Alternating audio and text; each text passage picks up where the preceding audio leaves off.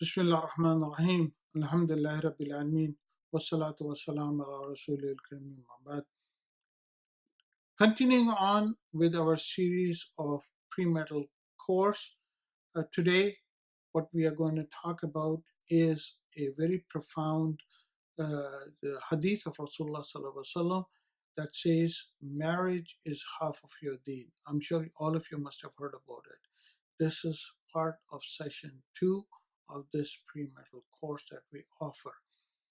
Just to give you an insight, my name is Khalid Iqbal, and I'm the founder and a director of Rahma Institute.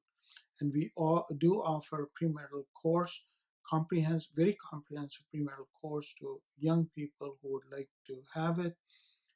We encourage people to contact us at rahma.institute@gmail.com. So the hadith is إذا تزوج العبد فقد كمل نصف الدين. If a person marries, it is just as if they have completed half of their religion. And the second part of it is, so let them be mindful of Allah regarding the other half only. When the companions of the Prophet Muhammad ﷺ heard about it, they all gathered around Rasulullah ﷺ asking him, Ya Rasulullah, this is such a profound thing. Tell us what you mean by that. Is that true? Because getting married is a fun thing for many of the young people. They all want to get married. So if this is what it is, that just by getting married, you are completing half of your deen, subhanAllah, you have made it, isn't it? So Rasulullah ﷺ actually gave an explanation, which I'm sure once you hear it, it'll change your perspective about marriage tremendously. I hope that it will, inshallah. And this is not only for young people who want to get married, but this is also for the married people who are already married. When he was asked about it, he said, what is deen? Let's define deen. And then he responded, deen is deen nasiha. We all know and we all understand nasiha is a word in Arabic and also in many other languages like Urdu, which means advice, good advice, nasiha. You advise somebody good and it said that's nasiha. You bring somebody and you tell them something nice and it's nasiha.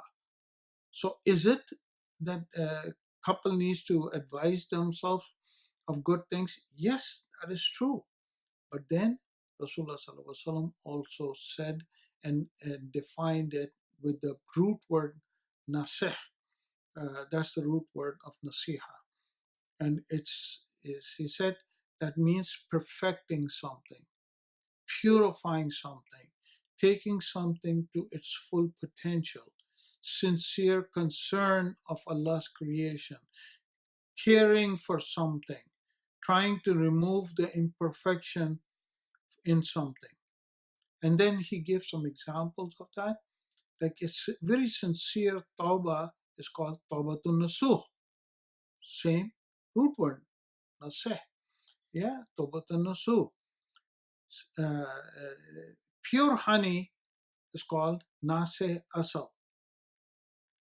When you put a leather and which is sewed together, and in that time, at the time of Rasulullah Sallallahu Alaihi Wasallam, the Arabs used to use the leather and put them into the saddle or mishk or many things. They used to use it, and when they just sew it, it's called naseh jild.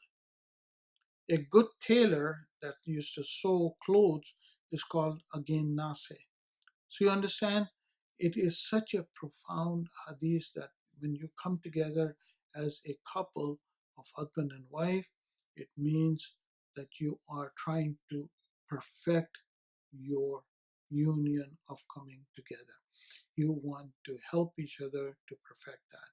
And in order to do that, you need to look at the positive side of your spouse, look at all the good things of your spouse, and do not dwell as much on the negative aspect.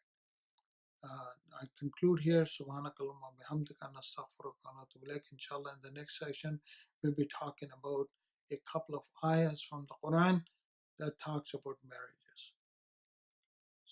If you are interested in our course, please contact us at rahma.institute@gmail.com. Rahma is spelled as Rahmaa. And if you want, you can go to our website called Rahma, once again, rahmaa.org.org.